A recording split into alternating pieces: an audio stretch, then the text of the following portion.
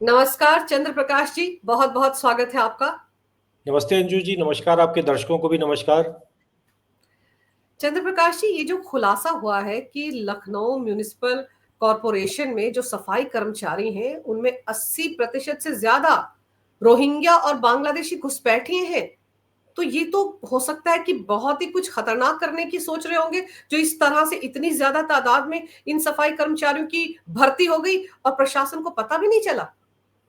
देखिए, खुलासा नहीं, ये पुष्टि है बस। मतलब पुष्टि, सरकारी रूप से पुष्टि है। सरकार ने, मतलब नगर निगम ने उसको माना है कि जितने सफाई कर्मचारी हैं वो उसमें लगभग 80% जो हैं वो उनकी नागरिकता स्थापित नहीं है, वो संभवतः बांग्लादेशी हैं। क्योंकि और ये विषय पिछले काफी समय से चलता रहा है। लखनऊ में लोग जानते हैं, जो स्थानीय स्तर पर, कि करीब 25 साल पहले, लगभग लगभग लोग बताते हैं कि 25 साल पहले ये अचानक से एक आवक शुरू हुई थी। क्योंकि अब भारत में तो एक अलग तरह की व्यवस्था बन रही है, जिसमें लोगों को, सबको कलेक्टर बनना है। तो सफाई कर्मचारी की नौकरी लोगों को शायद अच्छी नहीं लग रही थी, या जो भी कारण रहे हों उसके। तो कुल मिलाकर उस समय जो प्राइवेट एजेंसियों को ठेके दिए जाते हैं, अब वो ठेके जो उनको दिए जाते हैं वो कौन से होते हैं, ये एक प्रश्न है। तो जो ठेके दिए जाते हैं उनको, वो तो करोड़ों करोड़ों में ठेके लेते हैं। कचरा उठाना, सफाई, रिसाइकलिंग, ये आज के डेट में कोई छोटा काम नहीं है, इसमें बहुत पैसा इन्वॉल्व है। तो वो करोड़ों के ठेके उठते हैं। लेकिन वो लोग, जिन लोगों को अपने कर्मचारी, जिनको वो लेते हैं, अपने साथ में जोड़ते हैं, वो सस्ता लेबर चाहिए उनको। तो सस्ता लेबर चाहिए, तो सस्ता लेबर के तौर पे उनके पास ये लोग, जो ये संदिग्ध लोग, बाहरी लोग आए और उनको कम पैसे में काम करने के को तैयार हो जाते हैं वो। तो अभी आपको ध्यान होगा, या आप कुछ लोगों को याद होगा ये, कि कुछ दिन पहले, लगभग 2-3 सप्ताह पहले, जो ब्रिजलाल जी हैं, जो भाजपा के उस पे सांसद हैं राज्यसभा के, और उससे पहले वो उत्तर प्रदेश पुलिस के डीजीपी भी रहे हैं। तो उन्होंने एक ट्वीट, सुबह वो अपने घर के बाहर मॉर्निंग वॉक कर रहे थे, और गोमती नगर में, गोमती नगर एक्सटेंशन में, और उन्होंने देखा कि यहाँ जो सफाई कर्मचारी, ये तो कुछ अलग तरह के लोग, कुछ एलियंस लग रहे हैं। तो उन्होंने उनको रोक कर पूछा कि भाई कहाँ के रहने वाले हो, कौन लोग, उनसे पूछताछ कुछ की उन्होंने। तो उनसे जब पूछा तो उन्होंने बताना शुरू किया, और सब ने बताया कि जी हम असम के रहने वाले हैं, बोंगाई गांव के रहने वाले हैं। तो अब इतना तो लोग जानते हैं कि असम के लोगों की बोलचाल कैसी होती है, कैसा उनका डायलेक्ट होता है। तो उनको कुछ संदेह हुआ, उन्होंने सबसे पूछा, और उन्होंने उसको रिकॉर्ड करके एक ट्वीट किया। तो उसके बाद जाकर प्रशासन, सब कुछ जो है हरकत में आया। आप देखिए कैसे एक चिराग तले अंधेरा, उत्तर प्रदेश में इस समय इतनी मतलब सघन कार्रवाई चल रही है। लोकसभा चुनाव से पहले भी काफी निकाले गए, बहुत, मतलब एक तरह से जीरो टॉलरेंस पे चल रहा है। फिर भी कभी छांगुर बाबा, कभी कोई बाबा, कभी ये घुसपैठिए, ये समय समय पर निकलते रहते हैं। मतलब इससे ये पता चलता है कि ये तंत्र कितना मजबूत है, कितना पुराना जकड़ा हुआ है, कि आपको तोड़ते तोड़ते और निकालते निकालते, पकड़ते पकड़ते भी समय लगेगा। आपने क्या कल्पना की थी कि जो सफाई कर्मचारी बैठ के वहां पर के रूप में काम कर रहा है, वो भी इसी खेल का पार्ट हो सकता है। इसमें एक चीज बड़ी मजेदार है कि ये लोग जब, मतलब एक तरह से शहर की पूरी सफाई व्यवस्था को बंधक बनाया हुआ है। क्योंकि अगर ये बताया जा रहा है कि जब ये कोई इलेक्शन होता है बंगाल में या असम में, तो ये छुट्टी पे चले जाते हैं। अचानक मास इनका यहाँ से मूवमेंट होता है, क्योंकि कहीं ना कोई इनकी रिंग मास्टर भी कोई होगा भाई। जब वो आए हैं यहाँ पर डेमोग्राफी बदलने के लिए, तो इनका कोई, तो चुनावों में ये वोट डालने जाते हैं अपने, असम में भी जाते हैं और बंगाल में भी जाते हैं। तो वो जो चुनाव का पीरियड होता है 15-20 दिन के लिए, लखनऊ में सफाई करना कठिन हो जाता है, वहां गंदगी नहीं उठती है। तो एक तरह का एक ब्लैकमेल सिस्टम भी है, कि जिसमें आप इन पे लेकिन आश्रित। लेकिन चंद्र प्रकाश जी, जैसे आप कह रहे हैं कि 25 साल पहले ये व्यवस्था शुरू हुई, तो इसकी जड़ें तो 25 साल पहले तलाशनी पड़ेंगी ना। वो ठेकेदारी जो दी गई, जिन ठेकेदारों को करोड़ों का ठेका दिया गया, उन्होंने वहां के वाल्मीकि समाज के लोगों को भर्ती नहीं किया, बल्कि बाहर से ले आए ताकि वो चार पैसे बचा सके, अपनी कमाई कर सके, क्योंकि ये तो कम पैसे पर आ जाते हैं। तो ये सोची समझी रणनीति के तहत ही किया गया होगा ना, क्योंकि ये तो वोटर है। जैसे आप कह रहे हैं कि ये छुट्टी लेकर बंगाल चले जाते हैं, छुट्टी लेकर असम चले जाते हैं, तो कहीं ना कहीं तो इनका कोई रिंग मास्टर है जो ये सब करवाता है। तो अब तो रिंग मास्टर पर भी नकेल कसी जाएगी जब जांच पड़ताल शुरू होगी इस मामले में। देखिए, ये काफी समय से ये चल रहा था। ये सिर्फ सफाई कर्मचारियों का ही विषय नहीं है। ये आप देखिए, आप अपने चारों तरफ, आप जिस भी शहर में रहते हैं, अभी हम बात चूंकि लखनऊ की हुई है इसलिए लखनऊ की कर रहे हैं। आप जिस भी शहर में रहते हैं, आप लखनऊ में रहते हैं, नोएडा में रहते हैं, कानपुर में रहते हैं, वाराणसी, या भारत के किसी भी अन्य शहर में रहते हैं, तो आप देखिए कि वहां पर एक इस तरीके की व्यवस्था आपको चारों तरफ दिख रही होती है। मेड आपको दिख रहे होते हैं, प्लम्बर दिख रहे होते हैं, फल फूल बेचने वाले ऐसे होते हैं जो कि आपको पता होता है कि ये आपके यहाँ के नहीं है, और आप कुछ इस लालच में कि कुछ सस्ता मिल रहा है तो आप उनको काम भी दे देते हैं। मेड का मामला बहुत बड़ा मामला है कि लोग 100-100 रुपए के लिए उनको काम दे देते हैं। तो कल ये कितना खतरनाक है ट्रेंड कि आपको याद होगा कुछ समय पहले 2017-18 के आसपास उत्तर में ये नोएडा में एक बहुत बड़ा हमला हुआ था एक हाउसिंग सोसाइटी पे, बांग्लादेशियों रोहिंग्याओं ने हथियार ले लेकर, इसलिए क्योंकि किसी ने किसी मेड को कुछ बोल दिया था या मार दिया था जो भी था। तो उसके बाद पूरी की पूरी हमला हुआ था। तो उसके बाद पूरी एक बस्ती थी जो समाजवादी पार्टी के समय में 2017 से पहले बसाई गई थी वहां पर, उसका फिर सफाया हुआ, वहां से वो खतरा टला। लेकिन खतरा टला, लेकिन आप एक एक व्यक्ति को कहाँ तक पकड़ोगे जब पूरा होगा। आज भी आना जाना तो है ही है, छुप जा रहे हैं कभी बांग्लादेशी बंगाली बन के या असमिया बन के। तो वो जो तंत्र है वो काम कर रहा है। तो अब इसमें क्या होता है कि अब कहीं ना कहीं अब प्रशासन को है कि भाई सफाई कराना है तो सफाई कराना है, तो आप एक तरह से उनके हाथ से हाथ बंधक भी तो हो, क्योंकि आपके पास लोग सफाई कर्मचारी सफाई करने वाले लोग ही नहीं है। आप उनके नखरे भी सहोगे, आपको पता है कि ये अवैध है, लेकिन उसके बाद भी आप काम दे रहे हो। आप अपने लोगों को ज्यादा पैसे देकर काम करोगे तो लोगों को, ऐसा तो है नहीं कि भारत में बेरोजगारी खत्म हो गई है, लोग नहीं मिलेंगे, लोग तो है ही है, लेकिन आपको जिस दर पर काम देना है आप देना नहीं चाहते। तो एक लालच भी है इसके पीछे इन्वॉल्व, और ये लालच सरकारी तंत्र भी इस लालच का शिकार है, और इस लालच का शिकार हम हर व्यक्ति भी भारत का है जो इस तरीके के लालच में पड़ता है, 100 रुपए 200 रुपए बचाता है और अपने आने वाली पीढ़ियों को एक तरह की खतरे में डालता है। ये तो वो ब्रिजलाल जी जो थे उन्होंने चूंकि वो पुलिस पे बड़े पद पे थे तो उन्होंने उस चीज को देखा, नोटिस किया, और ऐसा नहीं कि उन्होंने ही उठाया, उससे भी पहले ये बात उठती रही है। उससे पहले भी होता रहा कि पूरे लखनऊ को तो ये बांग्लादेशी, और ये आए थे कैसे, क्योंकि ये रेग पिकर्स की तरह आए थे। ये पॉलीथीन वगैरह गंदगी वंदगी उठाते थे, धीरे धीरे इनको लगा कि यार हमारी अभी लखनऊ राजधानी है, साफ सुथरी होनी चाहिए, तो साफ सुथरी होनी चाहिए, तो इनको इंगेज कर लिया गया काम में, सफाई के काम में। फिर धीरे धीरे धीरे धीरे उस सिस्टम पे ये पूरी तरह हावी हो गए। जो वहां पर पारंपरिक समाज है, जो लोग सफाई कर्मचारी काम करते रहे, उनको धीरे धीरे इन्होंने किक आउट कर दिया पूरे सिस्टम से। और सर जैसे आप कह रहे हैं ना कि इनको लाया गया, और जो ऐसा तो नहीं कि भारत में बेरोजगारी खत्म हो गई हो, और जो वाल्मीकि समुदाय के लोग काम कर सकते हैं, जाहिर सी बात है वो ज्यादा पैसा मांगेंगे, तो इन्होंने तो इनको लाकर यहाँ बसाया, बस्तियां बसा दी, कम पैसा दिया, 2-3 हजार रुपए ठेकेदार बचा लेता है, तो आप सोचो ऊपर तक कैसा खेल चल रहा था। लेकिन अगर ये सफाई कर रहे हैं, ये हर जगह की सफाई कर रहे थे, तो कितनी सेंधमारी हो रही थी, सिक्योरिटी का सब कुछ इनको पता था, इनकी पहुंच पता नहीं अंदर एक सफाई कर्मचारी के तौर पर कहां कहां तक थी, विधानसभा तक होगी, कहां कहां तक होगी। तो ये तो जानकारियां भी यहाँ वहां लीक कर सकते हैं ना, और ऐसा नहीं कर रहे होंगे ये भी नहीं कहा जा सकता, अभी तो और खुलासे होंगे इस मामले में। देखिए पूरी एक योजना के साथ जो आया हुआ व्यक्ति है वो क्या क्या कर रहा है भाई। आज के समय में तो मोबाइल फोन है, आपको नहीं भी पता, आपसे कह दिया जाए कि आप अंदर जा रहे हो, एक फोटो खींच लेना, आप फोटो खींच के वो ले आएगा और जिसको देना है दे देगा, उसको पता चल जाएगा कि कहाँ पर क्या है, क्या तैनाती है, कैसी क्या है। तो अब जैसे देखिए इसमें एक ये चूंकि कौन बांग्लादेशी है कौन नहीं है ये पता कैसे चलता है। पिछले साल की बात है, करीब 9 यही समय था, यही महीना था।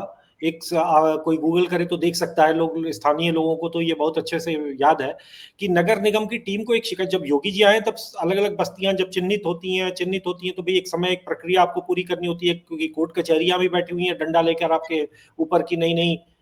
हमारे तो एक चीफ जस्टिस हैं जो इसी बात का श्रेय लेते हैं कि उन्होंने बुलडोजर रुकवा दिया। तो वही तो एक पूरी प्रक्रिया पूरी करनी होती है। तो उन्होंने एक बस्ती को चिन्हित किया जो कि थी इंदिरा नगर में, और ये पाया गया कि वहां पर रह रहे ज्यादातर ये बांग्लादेशी रोहिंग्या ही है।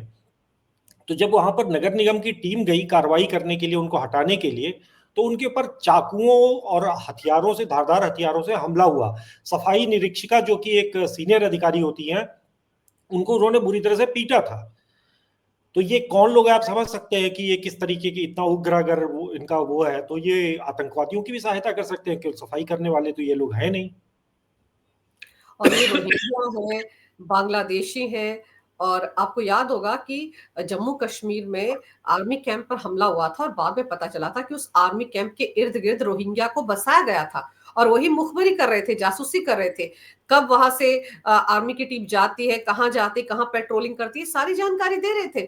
तो रोहिंग्या इस देश में जो घुसे हुए हैं, एक सोची समझी रणनीति के तहत घुसे हुए हैं, वोट बैंक है वो एक पर्टिकुलर जमात का, डेमोग्राफी बदलाव हो रहा है, और इन्हीं के लिए बिहार चुनाव में प्रियंका वाड्रा रो रही है, राहुल गांधी रो रहे हैं, ओवैसी रो रहे हैं।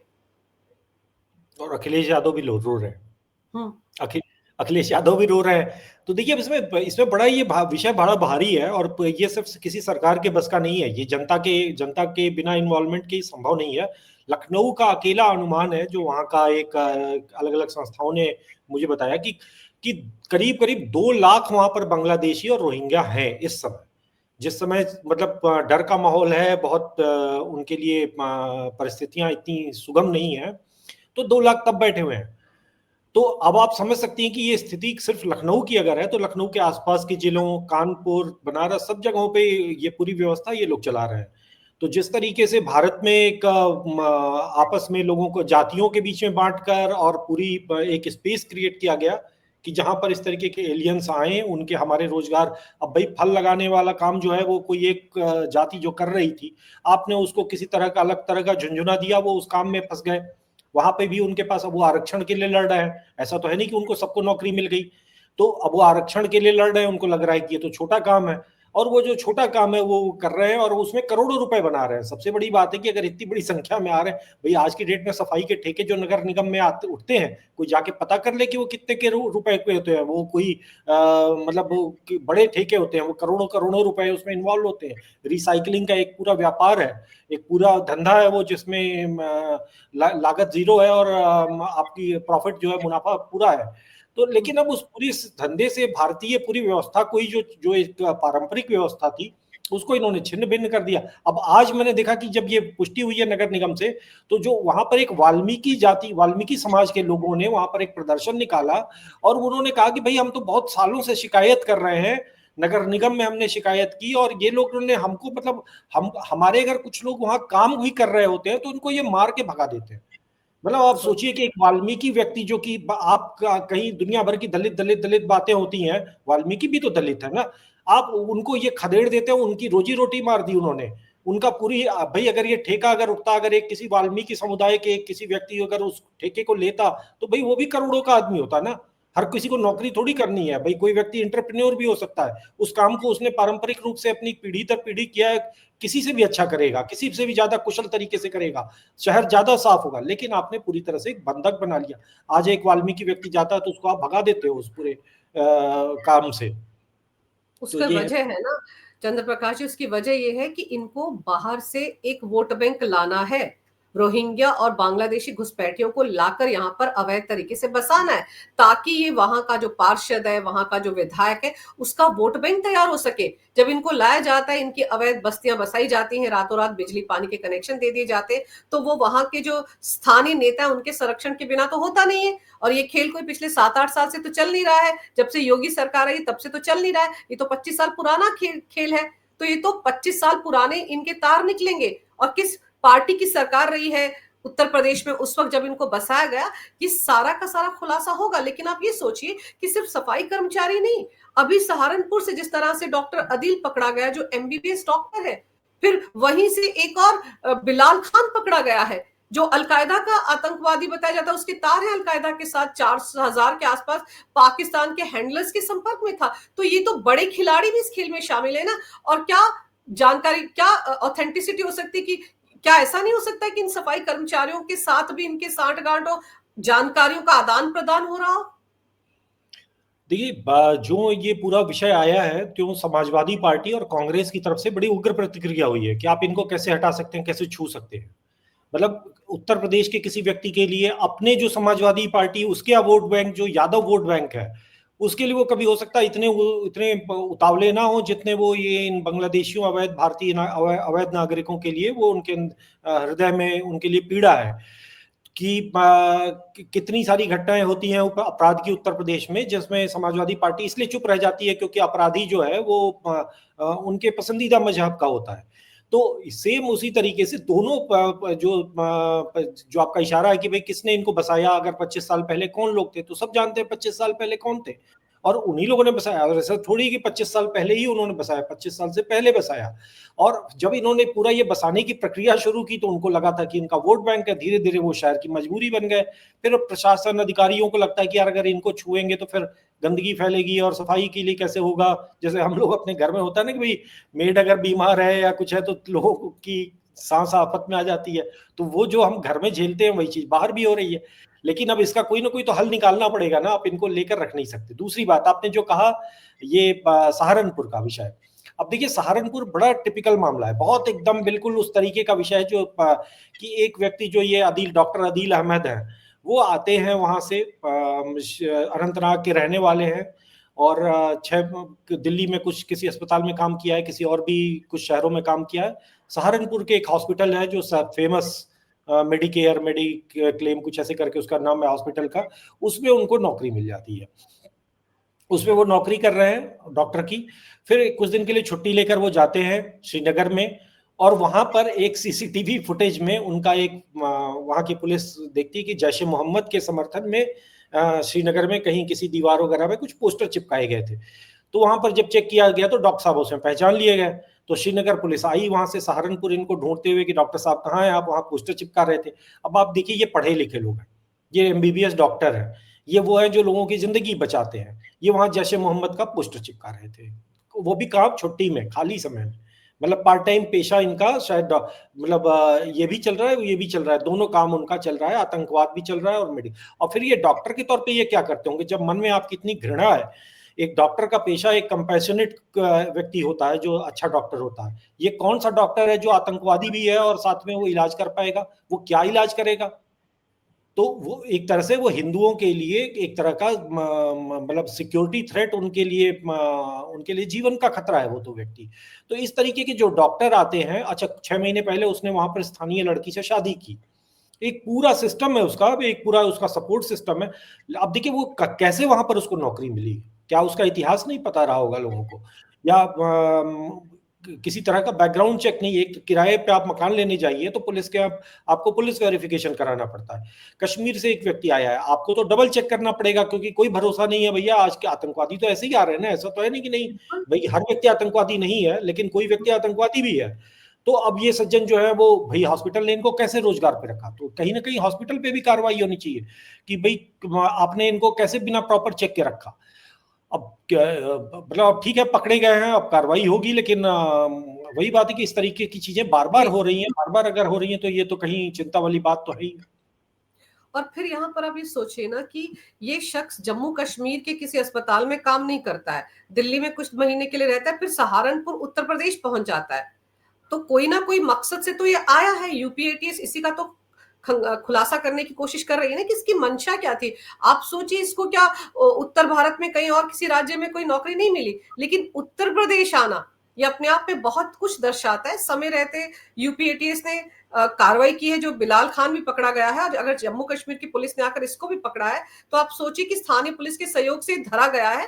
अगर ये नहीं पकड़ा जाता तो पता नहीं ये कौन से गुल खिलाता। और बिलाल खान की का भी सवाल मैंने आपसे पूछा था कि आप सोचिए वो भी सहारनपुर से पकड़ा जाता है। ये इत्तेफाक तो हो नहीं सकता कि डॉक्टर अदील भी वहां पर है, बिलाल खान भी वहां पर है, बिलाल खान के जो ताल्लुकात है वो पाकिस्तान में बैठे हुए हैंडलर से इतने सारे फोन नंबर उसके मोबाइल से मिले हैं, और फिर उसी वक्त लखनऊ में इतने सारे सफाई कर्मचारियों का खुलासा होता है कि रोहिंग्या है, बांग्लादेशी हैं। ये इत्तेफाक तो नहीं कहा जा सकता। देखिए बिल्कुल जो बिलाल खान की आप बात कर रही हैं वो भी एक अपने आप में टिपिकल केस है, हालांकि वो 2-3 दिन पुराना मामला है, 4 नवंबर को पकड़े गए थे वो, और उसके बाद प्रेस कॉन्फ्रेंस भी की थी मेरठ रेंज की पुलिस ने। तो उसमें जो बात थी कि भाई 4000 नंबरों के साथ पाकिस्तान में वो उनके नियमित संपर्क में थे। अब आजकल तरह तरह के मोबाइल ऐप आ गए हैं, आप उनसे बात करते हो, लेकिन कहीं ना कहीं डिजिटल फुटप्रिंट छोड़ जाते हैं, एक सर्विलांस भी बढ़ा है। तो लेकिन अब वो क्या बातें कर रहे थे वहां से, कोई फरमाइशी गाने तो बजा नहीं रहे होंगे वो डॉक्टर ये सज्जन बिलाल अहमद। तो अब ये देखिए बात वही आ रही है, और ये स्थानीय व्यक्ति हैं, ये कहीं कश्मीरी नहीं है, ये सहारनपुर के स्थानीय व्यक्ति हैं। तो ये अब वहां पर जब ये पूरा तंत्र अगर आप कर रहे हो तो ये जो डॉक्टर साहब हैं उनका सपोर्ट क्या रहा होगा, ये कौन सा मिशन था, अब ये तो जांच में पता चलेगी। लेकिन ऐसा नहीं कि ये दोनों आइसोलेटेड इंसिडेंट है। आप ये देखिए पिछले कुछ दिनों में तरह तरह के, यहाँ नोएडा में कुछ दिन पहले मोबाइल रिपेयर सेंटर में काम करने वाले 4-5 लड़के थे जो गुजरात में जाकर पकड़े गए।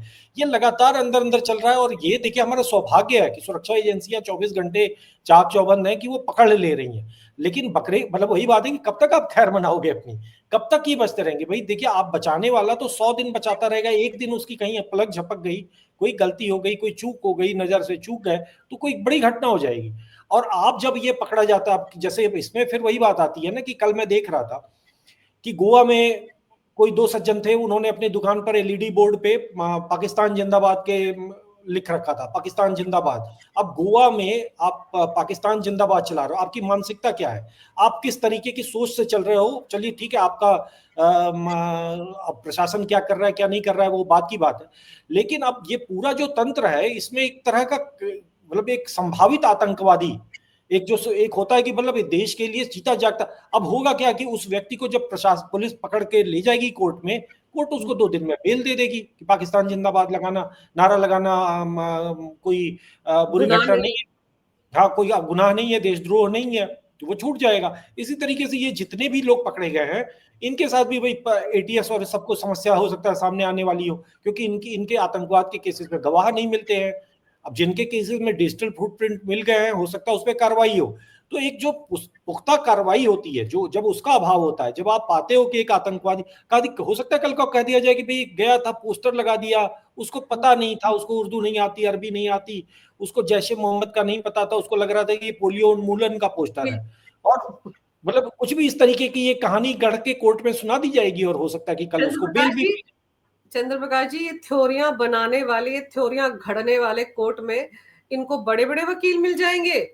उमर खालिद बिल्कुल को मिला हुआ है ना बड़ा वकील, शर्जिल इमाम को मिला हुआ है ना ये साबित करने के लिए कि 5 साल से जेल में सड़ रहे हैं सर, पढ़े लिखे हैं, पीएचडी हैं, ये दलीलें भी तो सुप्रीम कोर्ट में दी जाती हैं, तो इनके लिए भी आ जाएंगी, एमबीबीएस डॉक्टर है, ये तो लोगों की भलाई करने के लिए डॉक्टर बना था, ये सब आ जाएंगी। आप भूल गए कि उड़ीसा में एक कैदी को इसलिए छोड़ दिया गया था जिसने कि 5 साल की बच्ची का रेप किया था कि 5 वक्त का नमाजी है, बिल्कुल उड़ीसा हाईकोर्ट ने उसको रिहा कर दिया था। तो ये सब दलीलें देने के लिए, कहानियां बनाने के लिए इनको बड़े बड़े वकील मिल जाते हैं, जो एक अपीयरेंस के लिए भी 15-15, 20-20 लाख लेते हैं। अब आप ये सोचिए कि जो जम्मू कश्मीर, आप सोचिए माता वैष्णो देवी का जो मंदिर है, वहां का जो श्राइन बोर्ड है, उन्होंने एक मेडिकल कॉलेज खोला, उसमें आप देखिए क्या तथ्य सामने आ रहे हैं कि उस मेडिकल कॉलेज में 45 सीटों पर मुस्लिम बच्चों को एडमिशन मिली है, और हिंदुओं को ले देकर 5-6 हिंदू हैं और एक सिख है। तो ये क्या, यहाँ से जो डॉक्टर निकलेंगे वो सच में क्या हिंदुओं की भलाई के लिए काम करेंगे या मानवता की भलाई के लिए काम करेंगे? ये डॉक्टर अदील टाइप लोग ही तो ना निकल जाए वहां से। नहीं, डॉक्टर अदील ही निकलेंगे, डॉक्टर अदील ही निकलेंगे, और हो सकता है उनका भी एक सुपरलेटिव डिग्री निकलेंगे। क्यों? क्योंकि देखिए, आप माता वैष्णो देवी के ये कोई सामान्य मेडिकल कॉलेज नहीं है, और इस घटना को हमको सिर्फ इस रूप में देखने की आवश्यकता नहीं कि भाई नीट से भर्ती हुए थे, जितनी सीटें मिली उतने में मेरिट के हिसाब से उनको रख दिया, ऐसे कैसे होता है? माता वैष्णो देवी मंदिर में एक हिंदू जो कहीं यूपी, बिहार, तमिलनाडु, केरला, कहीं भी भारत के विभिन्न कोनों से उठता है, वो पूरी रेलवे की यात्रा करता है, रेलवे को एक कीमत चुकाता है, फिर वो पहुंचता है कटरा, फिर कटरा पहुंचता है, वहां पर होटल वालों द्वारा ठगा जाता है, वो उनसे पैसे लेते हैं, फिर वो वहां से जाता है, टट्टू वाले जो उनको होते हैं वो अलग अलग तरीके से उससे वसूली करते हैं। वो इतनी तरीके से निचुड़ता हुआ जब एक व्यक्ति, गरीब व्यक्ति, एक आस्थावान हिंदू पहुंचता है, फिर जब वो पहुंचता है माता के दरबार में, तो वहां जो अपने 10-20 रुपए, चवन्नी अठन्नी, जो भी उसकी श्रद्धा, जो भी उसकी आस्था होती है, वो रखता है माता के चरणों में कि ये पैसा मैं ईश्वर के लिए, अपने आराध्य के लिए, अपनी आस्था के लिए दे रहा हूँ। वो कीमत कुछ भी हो सकती है, वो करोड़ों में हो सकती है, वो एक चवन्नी भी हो सकती है, लेकिन उसके भाव को आप देखिए कि उसके भाव से ये अरबों रुपए का जो साम्राज्य खड़ा होता है, फिर उस पर शुरू होती है ये सेकुलर बंदर बांट। और ये पूरे भारत में, ये सिर्फ जम्मू कश्मीर के, ये वैष्णो देवी तो आज से नहीं, पिछले कितने वर्षों से हम सुन रहे हैं कि वहां वैष्णो देवी श्राइन बोर्ड में, यहाँ पे तो हम इसलिए पिछले कई दिनों से सुप्रीम कोर्ट जो है वो सरकार को दंड फटकार लगा रहे कि आपने वक्फ बोर्ड में 2 हिंदू कैसे रख दिए, महिला कैसे रख दी। तो वहां पर कितने कितने कर्मचारी, पता चला कि 40% कर्मचारी जो थे वो मुसलमान थे। धीरे धीरे, चलिए ठीक है, उनको निकाला गया। आज आप उस मेडिकल कॉलेज में सीधे 50 सीटें हैं, 50 सीटों में आप 45 के 42 मुसलमान, 7 हिंदू और 1 सिख रख रहे हो, और वो पूरा का पूरा मंदिर के किस किस पैसे से बना हुआ है आपको याद ही नहीं है। और वहां के प्रशासन जो है वो इस चीज को खुल के कर रहा है। मतलब आप ये देखिए ना कि ये क्या उमर अब्दुल्ला सरकार को नहीं पता है? उमर अब्दुल्ला सरकार के अंदर एक होता है कि अपोलोजेटिक होना किसी चीज को, कि भाई ये तो मंदिर का मेडिकल कॉलेज, हम इसमें कैसे कर सकते हैं? आप एक वैष्णो देवी का मंदिर का प्रसाद हो और आप अपने किसी मुस्लिम साथी को दे दीजिए, मतलब शायद कोई 1-2 हो जो उसको स्वीकार कर ले, बाकी जो है उस प्रसाद को भी हाथ नहीं लगाएंगे, क्योंकि उनके धर्म में हराम है, अच्छी बात है, कोई बात नहीं, आप मत खाओ। लेकिन जब जब वो वहां का वैष्णो देवी का प्रसाद आपका हराम है, तो वैष्णो देवी के पैसों से बनी हुई मेडिकल कॉलेज में और उस पैसों से सब्सिडाइज्ड एजुकेशन हराम हलाल कैसे है? फिर आप उस एजुकेशन को कैसे ले सकते हो? लेकिन वो ले रहे हैं, वो तो भाई वो तो उनके लिए माले गनीमत है। तो अब बात वही है कि इस देश में जब मोदी जी जब प्रधानमंत्री आवास योजना के तहत भाजपा की सरकारें जब घर बनाती हैं, तब वो सबसे पहले कहती भाई हम तो सबके लिए, देखो सबका साथ सबका विकास, उनको बार बार कहना पड़ता है सबका साथ सबका विकास। सबको यूपी सरकार ने आंकड़ा जारी किया कि देखिए हमने प्रधानमंत्री आवास में जितने घर बनाए थे उसमें 35% घर मुसलमानों को दिए। अरे भाई क्यों दिए 35% आपने मुसलमानों को? मुसलमानों की आबादी तो 20% 15% है। तो 15% आबादी को अगर आपने 35% घर दिया तो यानी आपने उनको ज्यादा क्यों दिया? लेकिन यहां पर एक होता है कि जो एक चारों तरफ से मीडिया और हर कोई दबाव बना रहा होता है कि भाई आप तो मुस्लिम विरोधी हो, तो आप वो अपने आप को हम मुस्लिम विरोधी नहीं है ये सिद्ध करने के लिए वो ओवरबोर्ड चले जाते हैं। ओवरबोर्ड मतलब वो कुछ भी करने को तैयार है, वो उनको ज्यादा देने को तैयार है। यही इसी का शिकार कहीं ना कहीं कांग्रेस बनी थी, इसी का शिकार धीरे धीरे ये भाजपा सरकार भी, हालांकि उन्होंने बहुत अच्छे भी काम किए, लेकिन कई जगहों पे ऐसा लगता है कि ये उस चीज के शिकार बन रहे हैं। कई बार उन्होंने उस चीज को ठीक भी किया है, लेकिन आज भी बहुत समय से तो वहां पर जब ये मनोज सिन्हा थे, गवर्नर मनोज सिन्हा थे, वो चाहते तो रोक सकते थे क्योंकि वो श्राइन बोर्ड के चेयरमैन है, लेकिन उन्होंने नहीं रोका उनको। भाई आपको आपत्ति करनी थी कि ये फिर मेडिकल कॉलेज का मतलब क्या रह जाता है? वैष्णो देवी के श्रद्धाओं के साथ, मतलब सबसे बड़ी बात है कि ये तो धार्मिक अधिकार का, मेरे धार्मिक, मैंने अगर वहां पे एक चवन्नी भी रखी हुई है तो मेरा अधिकार है ये जानने का कि ये कैसे मेरे सनातन धर्म के लिए काम आ रहा है।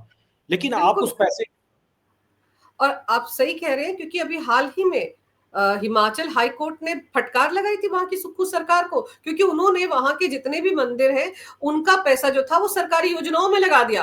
तो वहां के हाई कोर्ट ने कहा था कि वो पैसा सरकारी योजनाओं में लगाने का मतलब ये है कि आप लोगों की आस्था के साथ खिलवाड़ कर रहे हैं, धोखा कर रहे हैं। जिस किसी ने भी मंदिर में पैसा चढ़ाया उसने इसलिए चढ़ाया कि उसके धर्म का प्रचार प्रसार हो, धार्मिक कार्यों में पैसा लगाया जाए। अगर किसी को सरकारी योजनाओं में पैसा लगाना होगा तो सीधे सीधे सरकार को देगा, लेकिन चढ़ावा जो है उसका इस तरह से इस्तेमाल करना उसकी भावनाओं के साथ खिलवाड़ है। तो अगर माता वैष्णो देवी श्राइन बोर्ड ने भी इस तरह का किया है और ऐसे मेडिकल कॉलेज में ऐसे लोगों को एडमिशन दे रहे हैं, तो ये भी हिंदुओं की आस्था के साथ खिलवाड़ ही माना जाएगा। लेकिन आप ये सोचिए कि ये सब कुछ हो रहा है संतुष्टिकरण के नाम पर, एक तुष्टिकरण करते हैं, एक संतुष्टिकरण करते हैं। लेकिन बिहार विधानसभा चुनाव के दौरान आपने देखा कि पहली बार खुलकर बोला गया है, गृह मंत्री अमित शाह ने कहा, जब उनसे ये सवाल पूछा गया था कार्यक्रम के दौरान कि इस बार आपने किसी भी एक मुस्लिम को टिकट नहीं दिया, तो उन्होंने कहा वो हमको वोट नहीं देते तो हम उनको टिकट क्यों दें। पहली बार फ्रंट फुट पर बीजेपी खेल रही है बिहार विधानसभा में। आप देखिए एनडीए में 4 टिकटें जो दी गई हैं वो जेडीयू ने दी हैं, और चिराग पासवान की पार्टी ने भी एक ही मुस्लिम उम्मीदवार मैदान में उतारा है। तो एनडीए के खाते में सिर्फ 5 ऐसे उम्मीदवार हैं मुसलमानों के जो कि मैदान में उतारे गए हैं, क्योंकि सब समझते हैं कि ये बीजेपी को वोट नहीं करते हैं और एनडीए के पार्टियों को भी वोट नहीं करते हैं, इसलिए टिकट नहीं दिए गए हैं। तो ये कम से कम ये बात तो समझ में आ रही है बीजेपी को भी और एनडीए के गठबंधन में जो लोग हैं उनको। देखिए चुनावी राजनीति भाजपा प्रैग्मेटिक तरीके से करती है, व्यवहारिक तरीके से करती है कि उनको पता है कि वो वोट नहीं देंगे तो उनको टिकट नहीं देंगे। लेकिन जब आप गवर्नेंस करते हो तब आप प्रैग्मेटिक नहीं रहते हो, तब आप हिंदुओं के साथ वही कर रहे होते हो जो कांग्रेस कर रही होती है।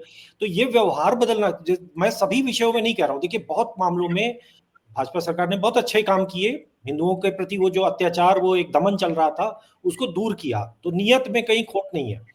बात विषय नियत की नहीं है, विषय जो है कि जब आप जो व्यवहारिक राजनीति आप चुनावी राजनीति में कर रहे हो वही आपको गवर्नेंस में भी करना पड़ेगा। क्योंकि जब उन्होंने आपके साथ जो मंदिर, जो पैसा मैंने दिया है, जो ये कह के दिया है कि ये मैं आपको दे रहा हूं, आप मंदिर का प्रबंधन आप जबरदस्ती हड़प के बैठे हुए हो, मेरे मंदिरों को आपने हड़पा हुआ है, लेकिन ये पैसा मैं अपनी देवी के लिए दे रहा हूं, उस पैसे को आप उठाकर किसी व्यक्ति को दे रहे हो और वो कल को डॉक्टर बनेगा वहां से, और डॉक्टर बन के वो निकलकर वो वही करेगा, बिल्कुल वही करेगा, कहीं कोई बिना अपवाद के वो वही करेगा। क्योंकि ये पहली बार नहीं हुआ है, हम लोग मतलब हिंदू समाज दूध का जला हुआ है, और आप किसी तरह के किसी कंसेशन में नहीं जा सकते। मैंने देखा कि वहां के बजरंग दल का जो एक व्यक्ति था वो वहां पर विरोध प्रदर्शन कर रहे नहीं, यहाँ पर 50% हिंदुओं के लिए आरक्षण होना चाहिए। मैंने कहा 50% क्यों आरक्षण होना चाहिए, क्यों 50% 100%। आरक्षण? वही वो जब हमारे पैसे से बना हुआ है, वो तुम्हारे पैसे बजरंग दल के पैसे से नहीं बना हुआ है। वो एक हिंदू जो बेचारा लुटता पिटता जाता है वहां पर, एक माता के बिल्कुल। लिए उसकी आस्था है, वो उसकी एक एक पैसा वहां की पाई पाई जो है वो किसी हिंदू, किसी गरीब, किसी, मैं कह रहा हूँ उसको आप किसी चीज में खर्च करो, लेकिन वो हिंदू के लिए खर्च करो। आप 50% कैसे कर चंद्र सकते हो? प्रकाश जी, चंद्र प्रकाश जी, आप ऐसे ही पैसे से दूसरे समुदाय के जो धार्मिक स्थल है वहां पर जो पैसा होता है उनके फंड से कॉलेज और स्कूल बनाकर देख लीजिए, वहां पर हिंदुओं को इतनी सीटें दे दीजिए, मैं मान जाऊंगी। आप अरे क्रिश्चियन कॉलेजेस जितने होते हैं वहां पर उनके लिए सीटें आरक्षित होती हैं अपने समुदाय के लोगों के लिए। नहीं, वो तो चलिए ठीक है, उनके पैसे से चलती है। अलीगढ़ मुस्लिम यूनिवर्सिटी की बात कर लीजिए, पूरी तरह से मेरे टैक्स के पैसे से चल रही है। 50% वहां मुसलमान का आरक्षण है, वहां SC ST OBC को कोई आरक्षण नहीं है। सवाल ये है कि भैया कैसे चल रहा है? वो भारत सरकार मेरे टैक्स के पैसे से चल रही यूनिवर्सिटी है जहां 50% मुसलमानों का आरक्षण, जामिया यूनिवर्सिटी। अब ये कैसे चल रहा है? ये अत्याचार अगर हो रहा है और फिर नए नए संस्थानों में भी ये चीज को कंटिन्यू किया जा रहा है, तो फिर हम क्यों भाजपा को मुंह देख रहे हैं? क्यों ये एडमिशन अभी तक रद्द नहीं हुआ है? सवाल वही है कि देखिए, आप नियमों से नहीं चल सकते हो कहीं पर भी। धार्मिक आस्था, जब आप हिंदू मंदिर, या तो आप मंदिरों को छोड़ दो, वो कॉलेज चला लेगा हिंदू समुदाय, वहां का मंदिर बोर्ड चला लेगा, लेकिन आपको वहां के पैसों पे भी हड़पी मार के बैठना है, कुंडली मार के बैठना है। तमिलनाडु सरकार नहीं छोड़ना चाहती है, केरल सरकार नहीं छोड़ना चाहती है, कर्नाटक में अभी पूरी दोनों हाथ से लूट रहे हैं सिद्धारमैया कर्नाटक के मंदिरों को, लेकिन जब कल को भाजपा आएगी तो वो भी लालच में पड़ जाएगी, यार हम क्यों छोड़ दें, जब उसने पैसा लिया था तो हम कैसे छोड़ दें हमारा। सबकी नजरें जो है वो हिंदुओं के धार्मिक स्थलों में जो पैसा इकट्ठा होता है उसी पर है। बिल्कुल। तभी तो फ्री टेम्पल्स मूवमेंट चला रखा था ना, बीच में शायद थोड़े दिन के लिए रुका, लेकिन वो मूवमेंट चलाने की जरूरत पड़ गई ना हिंदू संतों को। बाकी बाकी धार्मिक स्थलों पर तो कोई भी पैसा नहीं लिया जाता है, वहां कितना चंदा आ रहा है, कितनी फंडिंग आ रही है विदेशों से, उसका कहीं कोई लेखा जोखा नहीं है, उसका हिसाब किताब कोई नहीं मांगता। लेकिन मंदिरों में जितना चढ़ावा चढ़ता है उसका हिसाब किताब सबके पास होना चाहिए, उसका बंदरबांट सबको होनी चाहिए। अब आप सोचिए बात किस तरफ जा रहे हैं। आप बंदरबाट कर लो, लेकिन उसके साथ साथ एक दुष्प्रचार भी होता है कि यही सरकारी तंत्र दुष्प्रचार करता है कि ये सारा पैसा वहां के पंडित लेके बैठ जाते हैं, जबकि वो पंडितों को जो तनख्वाहें मिल रही हैं वो आप बिल्कुल। उसमें वो 2 वक्त की रोटी अपने बच्चों को पढ़ा भी नहीं सकते। दक्षिण के जितने भी मंदिर हैं उसमें इतने भी पैसे नहीं मिलते कि वो उस मंदिर से वहां पर रोज सुबह शाम दिया जला सके। तो ये इस तरीके से तरसा रखा है भारतीय, मतलब अब देखिए बात वही है कि हम लोग कहीं से कहीं चले आए, लेकिन ये सब कहीं ना कहीं आपस में जुड़ी हुई है कि एक विदेशी आता है और वो यहाँ पर आकर रोजगार पा लेता है। कौन किसका रोजगार वो खा रहा है? वो वाल्मीकि समुदाय का खा रहा है, वो खटीक समुदाय का अधिकार खा रहा है, वो फल फूल बेचने वाले जो हमारे तमाम जातियां हैं जो पारंपरिक रूप से उस व्यवसाय को गवर्न करती थी, उनको आज वहां से किक आउट किया कर दिया गया। वो बेचारे नौकरी की कतार में खड़े हैं, वो आरक्षण के लिए लाठी खा रहे हैं पुलिस की। आज उनका पूरा वो जो एक स्थापित करोड़ों का, इसी तरीके से जो चमड़े का काम था, आज वो तमाम ऐसी कंपनियां आ गई हैं, अब वो चमड़े की तरह तरह के, वरना तो हमारे यहाँ तो पारंपरिक चमड़े का काम करने वाले लोग थे, बिल्कुल। उनको आपने किक आउट कर दिया। अब उसी तरीके से हमारे जो पैसे हैं उनसे आप डॉक्टर तैयार करोगे, वो आके हमें पता नहीं कौन सा इंजेक्शन लगाएंगे, पता नहीं कौन से पोस्टर चिपकाएंगे, पता नहीं कौन सा बम मारेंगे हमारे ऊपर, लेकिन ये हो रहा है। बिल्कुल सही कह रहे हैं आप। जब ये आंकड़ा सामने आता है कि इस देश में 5 करोड़ से ज्यादा रोहिंग्या और घुसपैठिया बांग्लादेशी घुसे हुए हैं जो पैरासाइट की तरह हैं, और हमारे ही संसाधनों पर, जिन पर कि हमारे देश की जनता का हक है, उन संसाधनों को खा रहे हैं और किसी एक पर्टिकुलर पार्टी का वोट बैंक तैयार हो रहा है। तो जब ये आंकड़े सामने आते हैं तो जिनको सबसे ज्यादा पेट में दर्द होती है वही वो लोग हैं जिनका कि वो वोट बैंक है, और इसी तरफ ध्यान देने की कोशिश हो रही है। चलिए, कम से कम लखनऊ वाला मामला सामने आने के बाद लखनऊ के 10 और शहर हैं जहां पर इसी तरह का धंधा चल रहा है, इसी तरह से रोहिंग्या का वहां पर भी कब्जा है, बांग्लादेशी जो घुसपैठी है उनको वहां पर भर्ती किया गया। अब ये सारे मामले खुलेंगे तो कहीं ना कहीं हम ये मान सकते हैं कि वो जो रोहिंग्या को, बांग्लादेशी घुसपैठियों को पहचान करके देश से बाहर करने की मुहिम चल रही है वो भी तेज होगी। और SIR जो हो रहा है वो भी इसीलिए हो रहा है क्योंकि इनको तो फर्जी तरीके से सब कुछ दे दिया जाता है, इसीलिए सबके पेट में दर्द हो रही है। ममता बनर्जी भी कूद रही है, राहुल गांधी और प्रियंका वाड्रा भी, अखिलेश भी कूद रहे हैं, क्योंकि इन सबको पता है कि आने वाले दिनों में इनका ऐसा वोट बैंक जो है वो इस देश से खत्म होने जा रहा है, इसीलिए परेशानी है। सर, आपने समय निकालकर इस विषय पर बहुत ही अहम जानकारी मेरे दर्शकों को दी, आपका बहुत बहुत धन्यवाद। नमस्कार। भारत माता की जय हो। वंदे मातरम। जय श्री राम। जय श्री राम।